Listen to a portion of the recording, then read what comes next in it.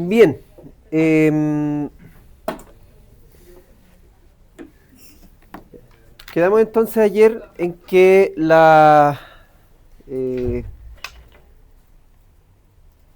a ver, un segundo, por favor.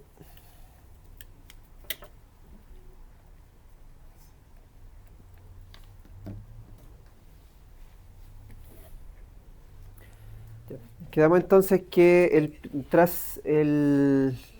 o sea, antes de que empiece el proceso de adhesión de las plaquetas al sector de la injuria, tenía que ocurrir un fenómeno que se llamaba la fase vascular, ya donde el vaso sanguíneo ya reaccionaba rápidamente ante estímulos que se expresaban de forma casi automática tras la lesión, y eso iba a permitir posteriormente la adhesión plaquetaria y dar origen a lo que se define como lo que sería la hemostasia primaria, que como vimos en la parte introductoria, consta esencialmente de el proceso de adhesión plaquetaria, ¿ya? Para inducir una posterior agregación, ¿ya?, de más plaquetas en un proceso que es sinérgico, ¿ya? Eh, Al tiempo que estas plaquetas se van activando y liberando una serie de mediadores que van a terminar estabilizando el coágulo en un proceso posterior llamado hemostasia secundaria, ¿ya? Pero vamos a describir un poco más las plaquetas para poder entender bien este proceso.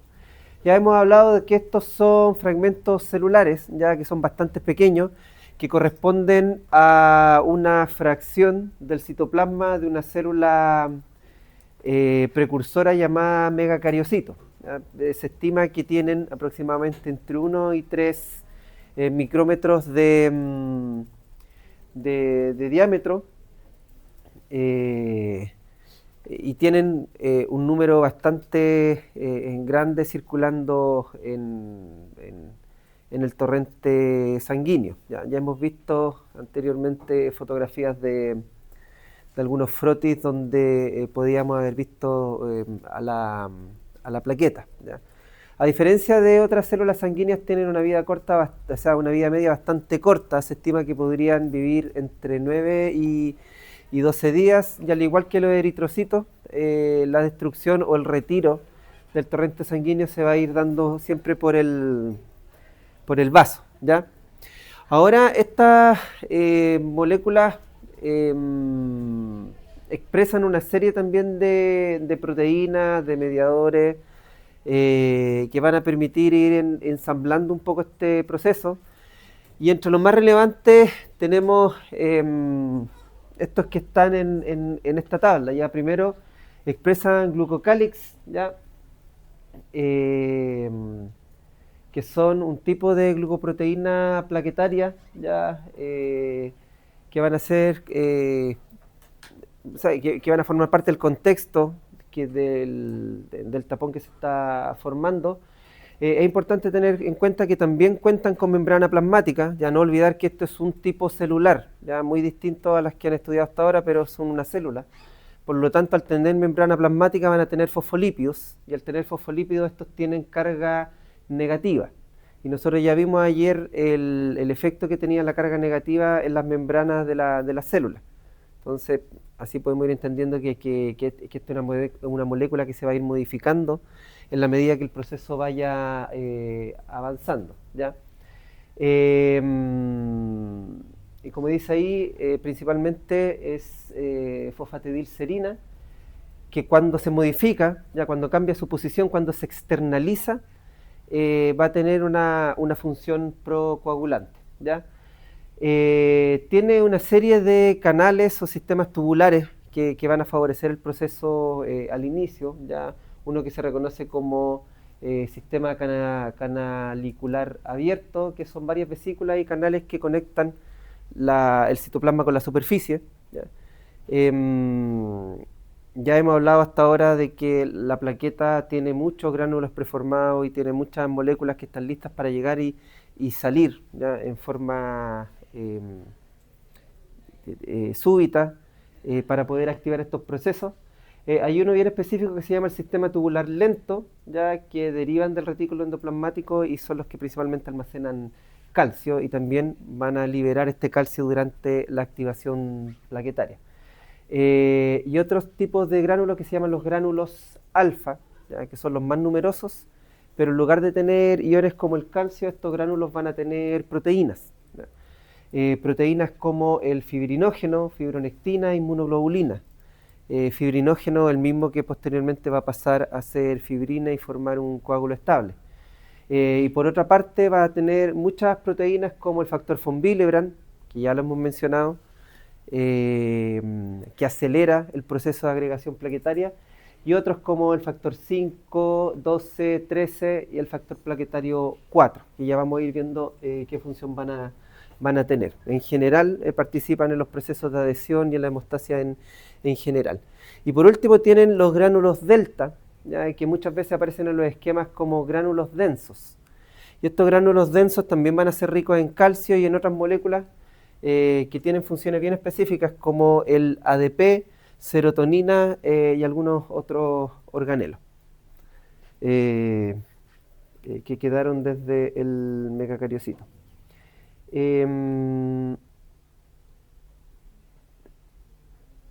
¿Qué pasó aquí? A ver, un segundo. Aquí debería haber una foto, pero sí, es que era una foto que resumía el resto de los factores que habían, pero que tenía muy mala resolución. Como tenía mala resolución dije, voy a pasarla por un programa para aumentársela, y nunca la pegué. Pero la foto debería haber expresado esto de acá. Ya lo arreglamos rápido. Estas son otras moléculas para que vean que es mucho más compleja la estructura plaquetaria. ¿Ya? Sí, todo bien, gracias. ¿Cómo estáis? Sí, logré salir rápido. Se apuraron ahí en la notaría. ¿Te pasaste? Gracias. Sí, sí. Sí, ya estamos bien, gracias. Que salga todo bien. Chao. Chao, chao. Que le había avisado a Jorge que si podían avisarle al delegado, porque no sé cómo se comunican acá, de que a lo mejor me atrasaba un poquitito por lo de la notaría y estoy viendo que vino a avisar él mismo, pero llegué antes. Ya. No, es que de repente como que se apuraron y fluyó todo, ya, así que me puede venir al tiro.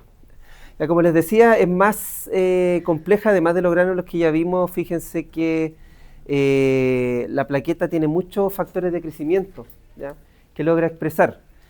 Todos estos que terminan así como PDGF, VEGF y otros, ¿ya? El factor de crecimiento tumoral igual, que no están tan implicados en este proceso, pero sí están implicados en procesos de reparación tisular, en procesos de inflamación. De hecho, ya habíamos comentado de que las plaquetas, por ejemplo, se utilizan mucho en fisioterapia. Los deportistas lo utilizan mucho para tratar daño muscular, ya para tratar desgarros, para acelerar la recuperación. Precisamente porque las plaquetas tienen una serie de otros factores, además de los que participan en el proceso de hemostasia, ¿ya? Y no solamente factores procoagulantes o factores que proagregantes o proadhesión, también va a ser capaz de expresar algunos factores que en algún momento van a detener el proceso y van a ir en el sentido contrario, ¿ya? De los cuales ya vamos a hablar en el proceso de fibrinólisis. Además de poseer enzimas de distinto tipo, fíjense, las tasas colagenasas, que son todas enzimas hidrolíticas, que son capaces de degradar ciertos tipos de moléculas, enzimas lisosomales. Hay una fotografía del megacariocito, así es como se ve esta célula en la médula ósea, y en la medida que se empieza a fraccionar da origen a las plaquetas que ustedes pueden ver acá, que tienen un tamaño bastante pequeño, ¿ya? Y cuando se ven en el frotis, fíjense que tienen una forma relativamente redonda, o sea, no es exactamente una circunferencia, pero no tiene una morfología irregular, ¿ya? Lo que nos da cuenta de que son plaquetas que aún no se han activado. Si es que esto lo vemos en el hemograma, ya las plaquetas llegan a tener hasta 400.000 unidades por microlitro, ¿ya? O por milímetro cúbico, es un equivalente. Entre 150.000 y 400.000 es lo que deberíamos esperar contabilizar. Cuando hay más plaquetas, si bien es cierto no es tan relevante, podría asociarse a más estados procoagulantes, pero no es lo más relevante. El problema está cuando están disminuidas, ¿ya? Porque eso sí se va a asociar con algunos problemas hemorrágicos. Este esquema representa el concierto de receptores que tiene la plaqueta, los cuales son fundamentales en el proceso de activación. Fíjense que tienen una glicoproteína, glicoproteína 4, por ejemplo, que es capaz de asociarse directamente al colágeno junto con estos receptores tipo alfa 2, beta 1. Además de los receptores 1B, ya que se asocian con factor 9 y factor 5 para poder permitir el acoplamiento al factor von Willebrand, que son las dos formas que tiene la plaqueta de ir reconociendo el daño tisular. Y fíjense que tiene receptores para muchas de las mismas moléculas que la plaqueta expresa. Eso quiere decir de que está teniendo un efecto de tipo autocrino a la hora de activarse. Por ejemplo, como lo que pasa con ADP. Se expresa la ADP a través de este tipo de gránulos y tiene receptores para autoactivarse. Lo mismo pasa con tromboxano A2. Pero también tiene otro tipo de receptores, por ejemplo, para trombina, ya que esta proteína va a estar en el plasma y al activarse y al asociarse al tejido dañado, se va a expresar este receptor y va a ser capaz de interactuar con trombina, que también va a ayudar a que la plaqueta se active, cambie la morfología y empiece a ejercer su función.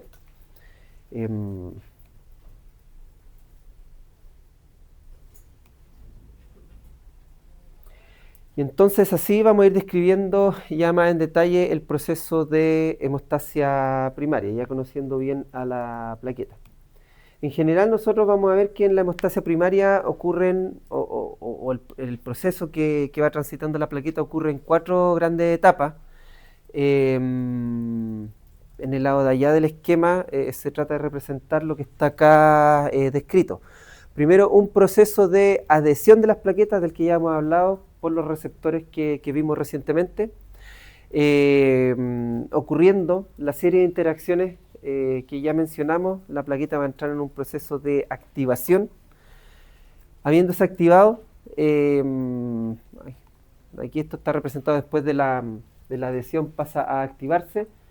Después va a pasar a un proceso de secreción, donde la plaqueta va a liberar el contenido de sus gránulos, se va a autoactivar y además va a activar a células y moléculas que tiene en su entorno.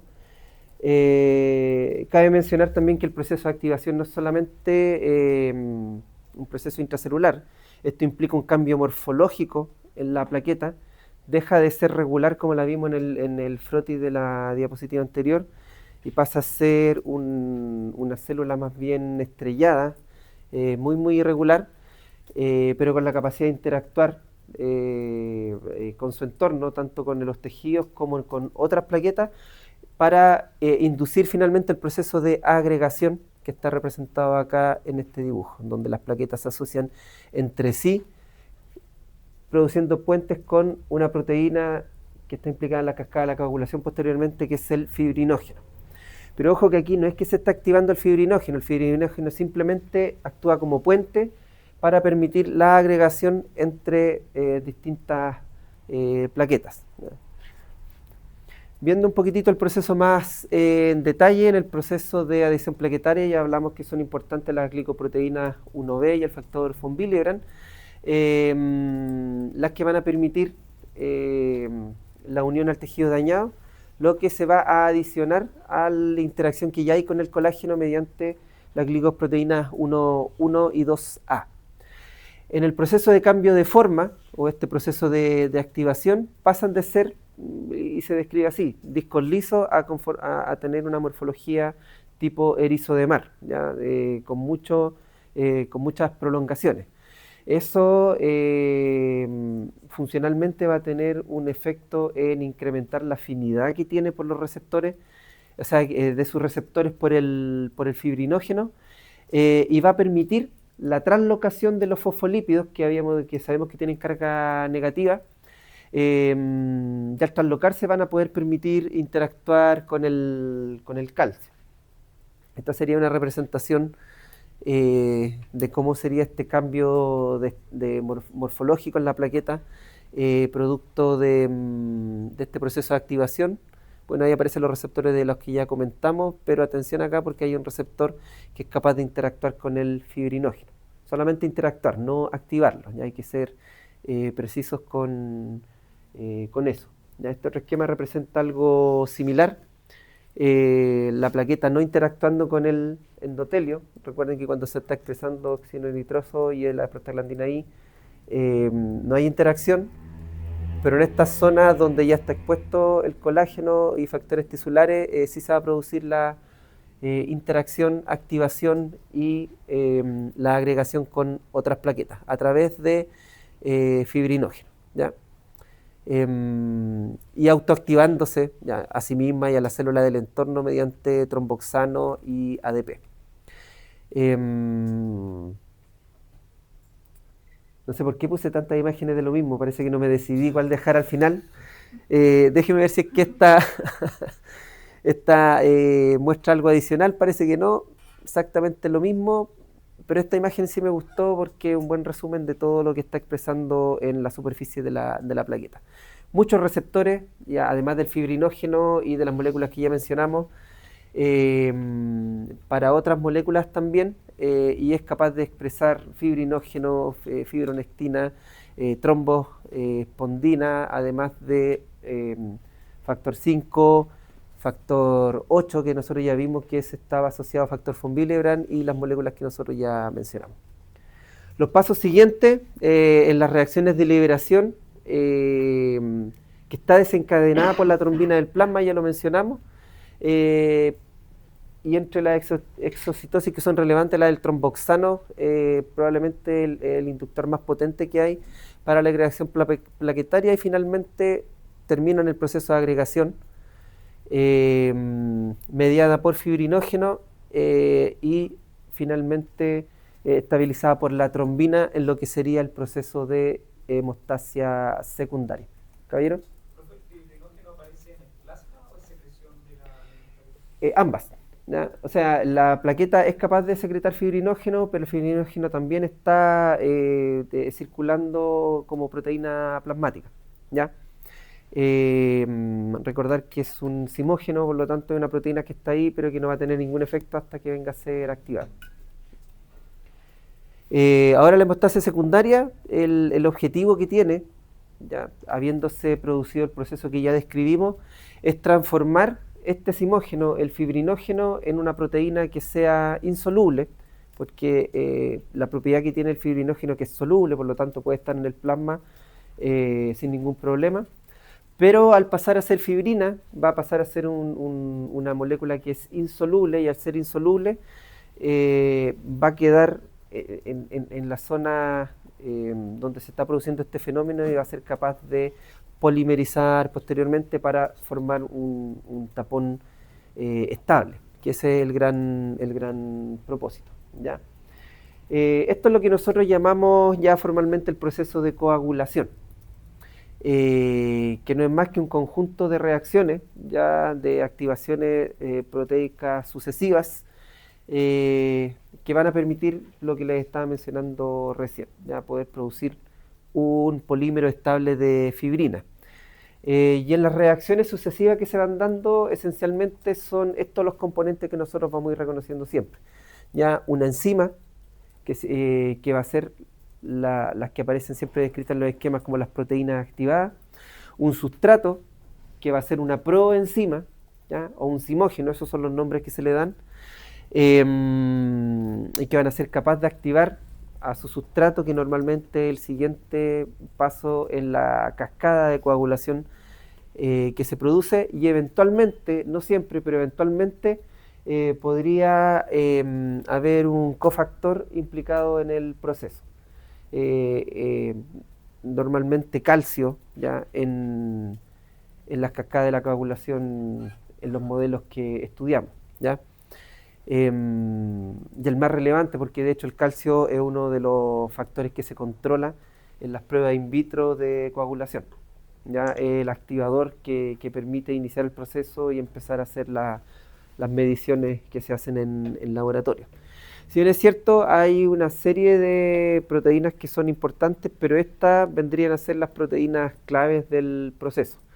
Ya la protrombina, ya que es de síntesis hepática, dependiente de vitamina K, ya vamos a ver que esto es relevante para poder entender las patologías asociadas a los procesos de coagulación o los tratamientos que se dan para poder controlar los estados trombóticos. Por otra parte, el fibrinógeno, también de síntesis hepática y esencialmente una proteína que permanece en el plasma, se filtra muy poco al intersticio. Esta vendría a ser dos simógenos que después van a dar origen a la trombina por una parte, que se unen con otras moléculas de fibrina, ojo, de forma no covalente, ya no es un enlace permanente. Y finalmente el factor estabilizador de la fibrina, ya que es un factor auxiliar que va a ser activado también por la trombina, eh, y este sí va a permitir finalmente la unión covalente entre las moléculas de fibrina. Y si recuerdan de química, bueno, ustedes saben que los enlaces covalentes es un tipo de enlace que es muy fuerte y que no se va a deshacer por factores físicos de cualquiera, ¿ya? O sea, la fuerza de unión que tiene un enlace covalente es tremendo y la única forma de deshacerlo sería mediante actividad enzimática, no por otro tipo de factores, ¿ya? Entonces, esto va a permitir que el coágulo logre estabilizarse de acuerdo a lo que vimos ayer. Ahora bien, la cantidad de factores que intervienen en las cascadas de coagulación son hartos, ¿ya? Y aquí solamente vamos a hacer un repaso de los que existen y de los nombres alternativos que tienen. Y para lograr entender por qué cuando vemos los esquemas de la coagulación no aparecen todos los números descritos, porque muchas veces aparece factor tisular, aparece trombina, protrombina, pero no aparece el factor 1, el factor 2, no hay un correlativo, ¿ya? Fíjense que nunca vamos a ver el factor 1 en un esquema de coagulación porque es el que corresponde al fibrinógeno y normalmente nosotros lo nombramos como fibrinógeno. Pero sepamos que este es el factor 1, ¿ya? El siguiente factor importante, ya lo habíamos nombrado, la protrombina, y ahí en superíndice aparece la letra K, porque este sería un factor que es dependiente de vitamina K. Y en el correlativo este correspondería al factor 2. Le sigue el factor tisular, que también nunca se nombra por su número, este corresponde al factor 3, o también llamado tromboplastina tisular. El calcio, unión divalente, sería el factor 4. Estos sí se nombran por su nombre numérico, factor 5, que también se le llama proacelerina, a pesar de que yo rara vez he visto que se le nombre así en algún texto o en algún documento, ¿ya? El factor 7, también dependiente de vitamina K, que es un acelerador de la conversión de la protrombina. Le sigue el factor 8, conocido como factor antihemofílico, pero normalmente llamado como factor 8, ¿ya? Y aquí es donde están los principales defectos de las personas que tienen esta patología. Le siguen el factor 9 y el factor 10, ambos dependientes de vitamina K y serían los últimos dependientes de vitamina K, 2, 7, 9 y 10. El factor 9 también conocido como componente tromboplastínico del plasma, o el factor de Christmas. En algunas patologías de la coagulación se le nombra más bien así. Y el resto ya factor 11, 12, 13, que tienen sus respectivos alias que aparecen ahí, a los que se le suman la precalicreína, ¿ya? El cininógeno de masa molecular alta y finalmente las plaquetas como componente esencial del proceso. En el caso de los factores dependientes de vitamina K, eh, son súper sensibles porque efectivamente se ven muy afectados por componentes de la dieta. O sea, la deficiencia de vitamina K puede afectar el estado o nuestra capacidad de inducir estas vías, precisamente porque estos factores son muy sensibles a este proceso de acá, ¿ya? Porque la vitamina K se requiere como cofactor para poder carboxilar estos factores. Estos tienen unos factores precursores que serían unos simógenos no funcionales. También se le llaman descarboxy y el nombre del factor, pero tras pasar por la interacción con vitamina K se van a carboxilar y se vuelven factores activos, ¿ya? Es importante también reconocer este proceso, ya el del ciclo de la vitamina K, que pasa desde la vitamina K reducida hasta la oxidada, ya hidroquinona en su forma reducida, porque precisamente es en este ciclo donde actúan algunos anticoagulantes como la warfarina, que están inhibiendo esta proteína de acá que permite reducir la vitamina K, y al no actuar se corta el ciclo, y si se corta el ciclo van a dejar de haber disponibles factores de coagulación dependientes de vitamina K que sean activos, y por lo tanto se va a atenuar la capacidad procoagulante de este sistema, ¿ya? Y esta es una estrategia de tratamiento médico que es bastante efectiva para poder controlar a estos pacientes, y se puede monitorizar fácilmente con las pruebas de coagulación estándar que se realizan en cualquier laboratorio clínico del país, que sería las pruebas del tiempo la prueba del tiempo de trombina, ¿ya? Que se estandarizó mediante el uso de un control internacional que da origen al INR, que probablemente ese parámetro sí les suena más, ¿ya? INR, que tiene que ser factor 1, con un rango de tolerancia entre 0,8 y 1,2. ¿Qué significa eso? Que el estado de coagulación de la persona tiene que ser igual al control. Si es igual al control es 1 o 100%, ¿ya? Y una persona que está controlada bajo tratamiento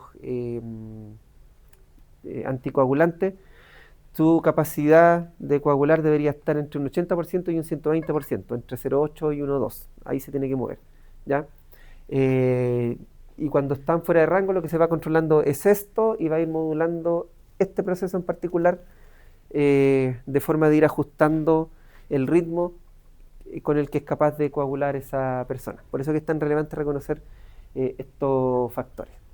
Y así es como llegamos, de acuerdo a las teorías que existen ya de la cascada de la coagulación. Y digo teorías porque tenemos, o sea, yo no estoy hablando de que sea una hipótesis o algo que se crea, ¿ya? Recordar que teoría es un sistema ya de argumentos, de pruebas, ya de ensayo, que sustentan un modelo, que en este caso vendría a ser este de acá, de cómo funciona la cascada de la coagulación. Hoy en día se sabe que esto es mucho más complejo. De hecho, no lo vamos a ver en esta clase por tiempo, pero la invito a revisar, por favor, el modelo celular de la coagulación, que vendría a ser quizá un modelo que se acerca más a lo que realmente está pasando en el plasma, pero se sigue enseñando este modelo que vamos a comentar ahora, porque es muy, muy útil para poder hacer un paralelo con las pruebas de coagulación que se realizan en el laboratorio, y la interpretación de este modelo ya de hemostasia calza perfecto con los datos que nosotros podemos obtener en el laboratorio y con los tratamientos que ustedes como clínicos podrían dar en el futuro. Este modelo lo explica perfecto. Es súper sencillo de entender, y la verdad es que para tomar decisiones clínicas no se necesita, en la gran mayoría de los casos, entender la hemostasia, o por lo menos esta parte de la hemostasia, de otra forma, ¿ya? Entonces, ¿qué es lo que implica la vía extrínseca ya de la coagulación o la vía del factor tisular, ¿ya? Nosotros siempre partimos y sabemos que partimos desde la lesión vascular, que en este caso va a estar exponiendo lo que nosotros llamamos como el factor tisular, que está descrito ahí arriba. Al estar expuesto el factor tisular, y al haber calcio disponible en el microentorno donde se está desarrollando esto, recuerden que las plaquetas ya al empezar a interactuar ya habrán liberado algo de calcio. Este factor tisular va a convertirse en una enzima, o va a tener la acción de una enzima, y va a ser capaz de activar el llamado factor 7, que también está o se expresó en el entorno tisular, ¿ya? También en parte por las plaquetas, ¿ya? Eso es de lo que mencionamos anteriormente. Y habiéndose generado, siendo el factor 7, que todo esto está marcado ahí en rosado por ser un factor dependiente de vitamina K, aquí arriba, voy a ir pasando el mouse acá para poder ir siguiendo todo este cuadro. Me dan un segundito, por favor, para agrandar aquí también. Ahora sí, estamos acá. Estamos acá, ¿ya? Habiéndose activado el factor 7 y dando origen al factor 7 activado, ya pasó de ser un zimógeno a ser una enzima activa. Esta es una enzima que directamente va a poder pasar a activar el factor 10, ¿ya? Y aquí me voy a detener un momento porque lo que está en este cuadro rosado es lo que se denomina la vía común de la coagulación, o la vía común de la hemostasia, que podría ser activado por dos vías distintas. En este caso sería la vía extrínseca, que va a poder iniciar la vía común. Y aquí viene una serie de reacciones en cascada. Tenemos un factor 10 que es inactivo, que va a dar origen, gracias a la acción del factor 7 activado, a un factor 10 activado. En conjunto con el factor 5 activado que deriva de las plaquetas, ¿ya? Y también en una reacción dependiente de calcio, va a dar origen a la trombina, ¿ya? Que va a derivar de la activación de la protrombina. Este es el zimógeno, y gracias a la acción enzimática de este complejo que se va a formar acá, factor 10A, factor 5A, proveniente de plaquetas, más la acción del calcio, van a activar a la trombina. Y ya sabemos, porque ya lo hemos mencionado, que la trombina vendría a ser la enzima que va a ser capaz de convertir el fibrinógeno, otra vez el sufijo del zimógeno, fibrinógeno, en fibrina, ¿ya? Y la fibrina va a ser capaz de polimerizarse, y gracias a la acción de los factores estabilizadores posteriormente van a formar esta red que es estable, ¿ya? Eso sería el actuar de la vía extrínseca de la coagulación. Por otra parte, tenemos una segunda alternativa bajo este modelo, que vendría a ser la vía intrínseca. La anterior era la intrínseca, la vía extrínseca. No, miento, aquí está mal el título, perdón. Ya, esta la voy a corregir al tiro para que no quede en el video. Estamos en vivo, esto está en tiempo real. Ahora sí, ya la vía intrínseca, que esta va a depender también de lo que se expresa en la lesión, principalmente el colágeno, pero que tiene una serie de pasos adicionales, ya, que la hace un poquitito más compleja. Fíjense que aquí parte de este factor 12, que también se va a expresar en ese microentorno, que se va a pasar un factor 12 activado. Este a su vez va a activar el factor 11, ¿ya? Y va a formar su versión activada también. Estamos aquí arriba. Lo que posteriormente va a pasar a activar el factor 9 para formar la versión activada de este factor. Fíjense que ahí hay una interacción que se ve tapada, ¿ya? Que de hecho la voy a sacar para que la podamos ver bien, que también se teoriza, también se cree, ¿ya? Y eso es parte de lo que fue dando origen al modelo celular, este modelo que es más integrado, que el factor 7 activado también pudiese tener un rol en la activación de este factor 9. Insisto, este no es un proceso que esté tan disgregado, pero la forma en que lo estamos presentando acá es una forma útil para poder entender el cómo estudiamos esto desde el laboratorio y el cómo se inician los tratamientos con dándole sentido de acuerdo a esa división, ¿ya? Y desde el factor 9 activado, también en un proceso dependiente de calcio y acoplándose a este factor que deriva de plaqueta, factor 7 activado, que va a venir de la otra vía, va a ser capaz de activar al factor 10 y va a desencadenar la misma cadena que ya mencionamos anteriormente. Fíjense que acá en el proceso de activación del factor 12 se liberan fosfolípidos plaquetarios, ¿ya? Que se les llama también el factor plaquetario 3, y en la activación del factor 11, ¿ya?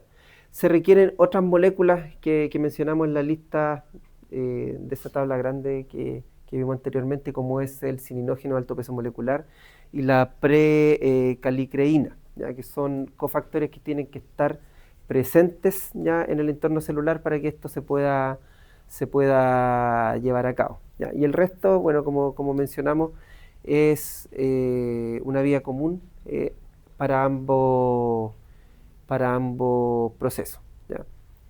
¿De qué nos damos cuenta acá? De que la presencia de calcio es absolutamente indispensable también para que este proceso se lleve a cabo.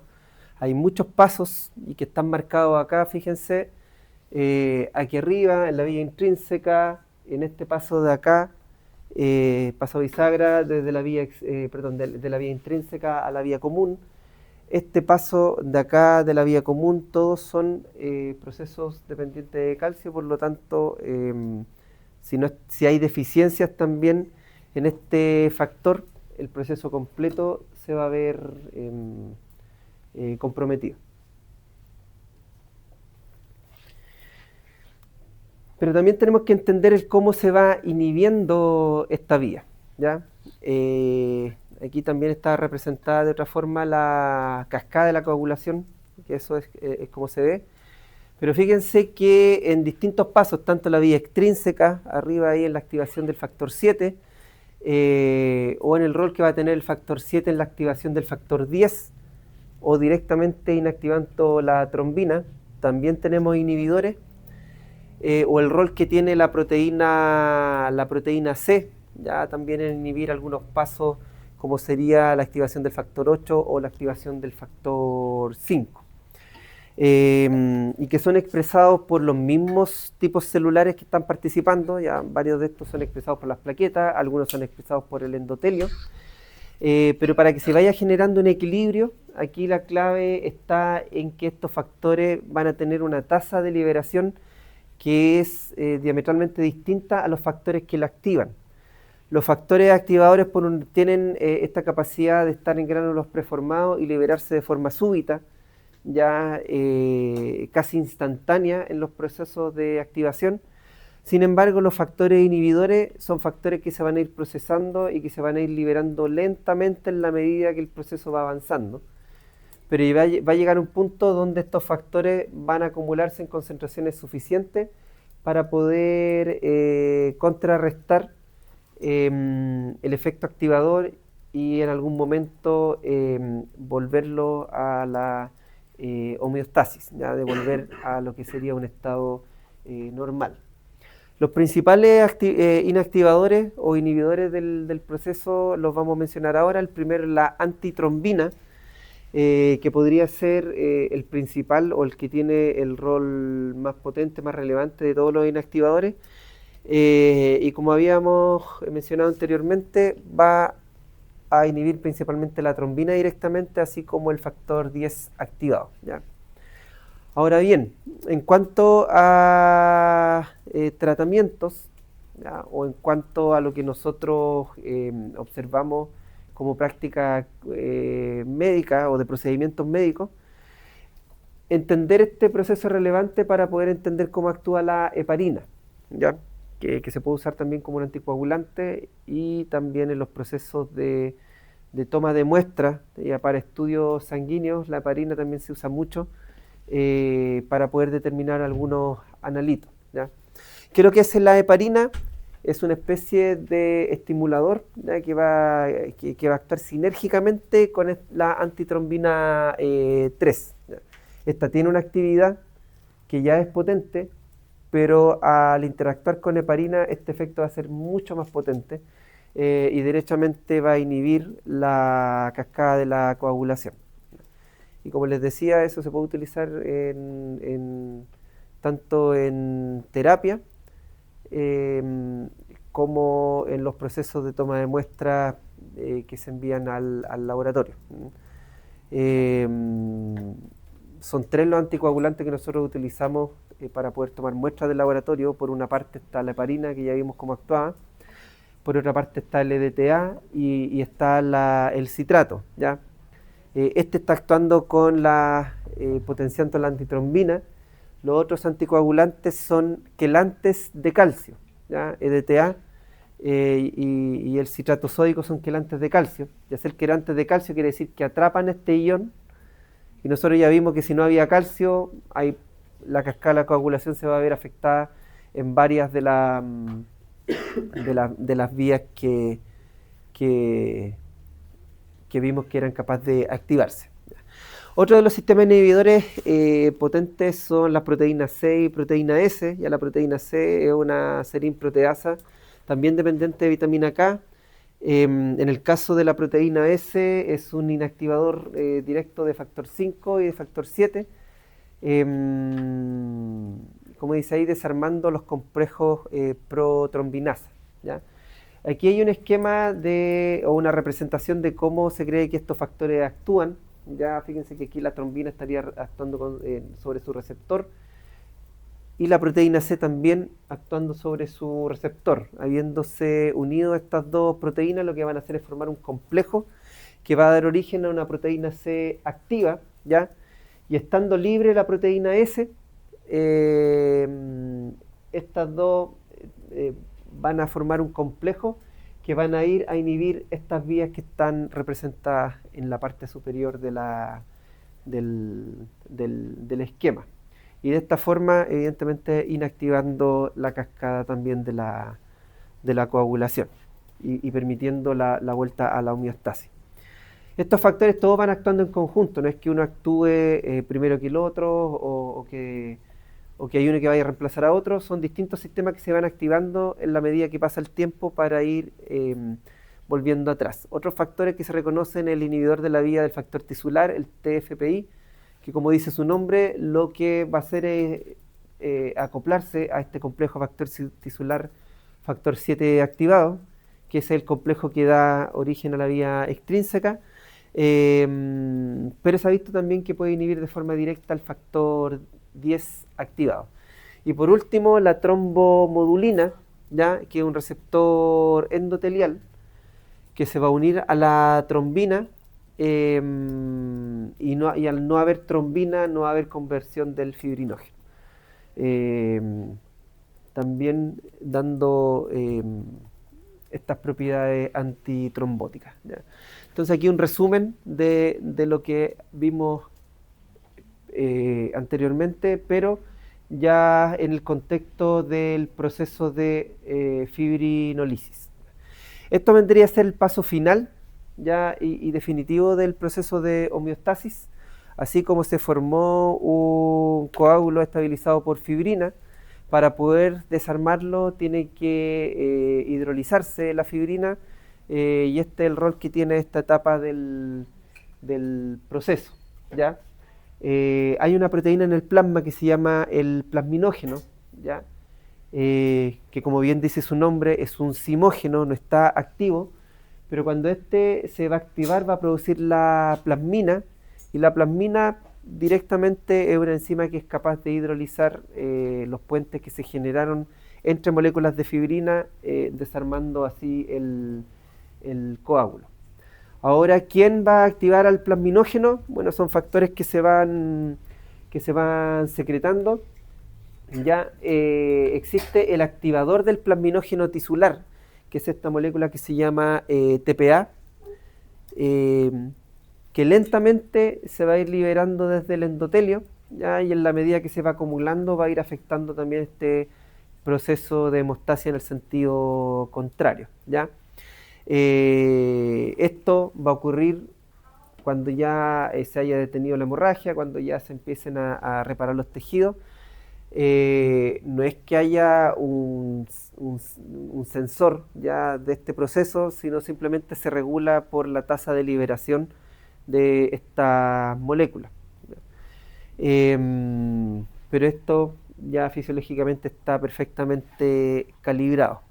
Y finalmente, una función que se le atribuye a este sistema de hidrólisis de los enlaces entre las fibrinas es que también va a ser capaz de eliminar pequeños coágulos, ¿ya? Los cuales podrían inducir reacciones de hipersensibilidad que son bastante complicadas. Ustedes saben que estas pequeñas formaciones, ¿ya? Podrían estar, por ejemplo,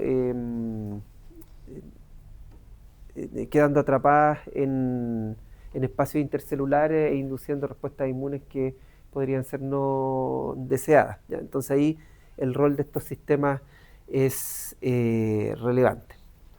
Ese es el proceso final. Aquí está representado de otra forma cómo el plasminógena da origen a la plasmina gracias a este activador y va a permitir el deshacer este coágulo de fibrina.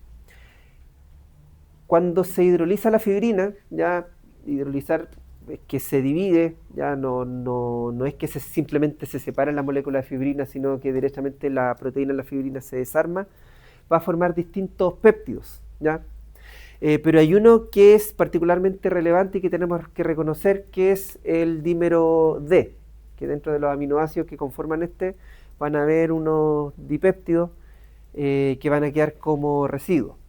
Y esto es importante reconocerlo porque precisamente cuando se están estudiando los procesos de coagulación y fibrinolisis, existe un examen que se llama precisamente el examen del dímero D, que es un marcador de que este proceso está finalizando correctamente, ¿ya?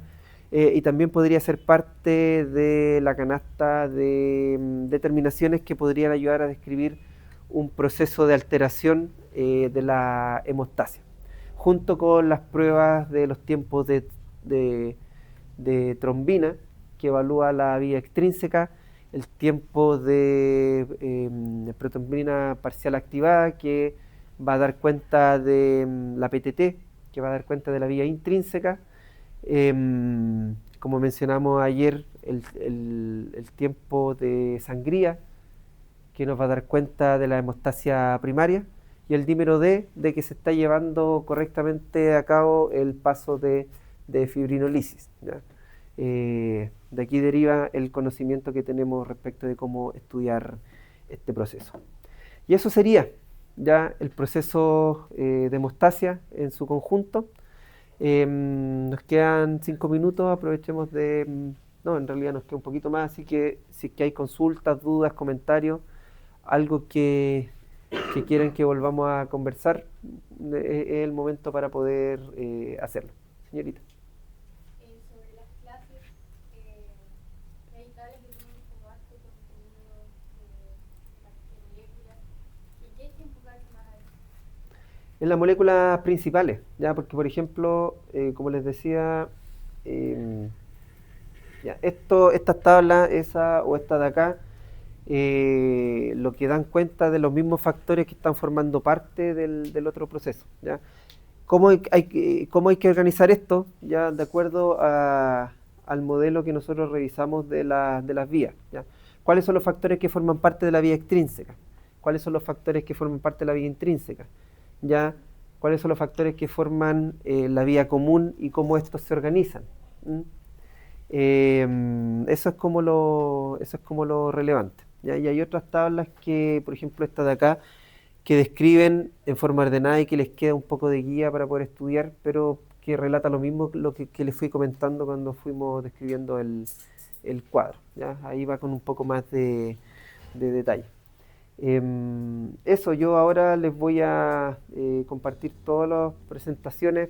Ya, yo siempre insisto, las presentaciones no es la clase, ya la presentación a lo más es un marcador ya como de los temas relevantes, que se pueden consultar ya en los mismos libros de fisiología como el Gayton o algunos de los libros de hematología que tienen aquí disponibles.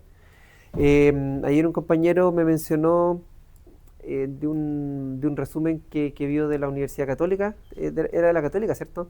Sí. Yo he visto ese y he visto otros resúmenes que en general mencionan lo mismo. O sea, el proceso de hemostasia, ya para los cursos de fisiología, la información que tienen no varía mucho.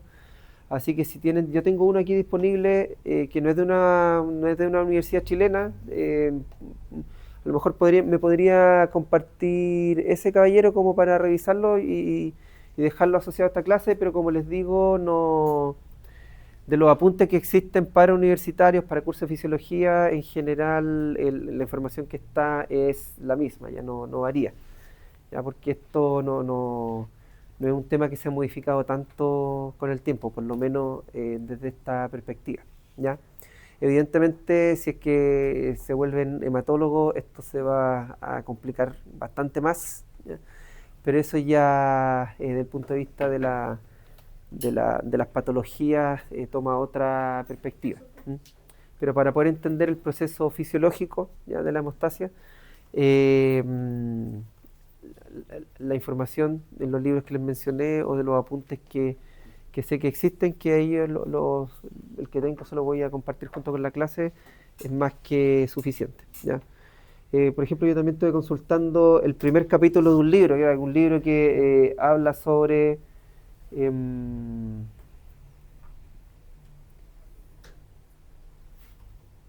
perdón. Tengo que generarme un escritorio que no tenga.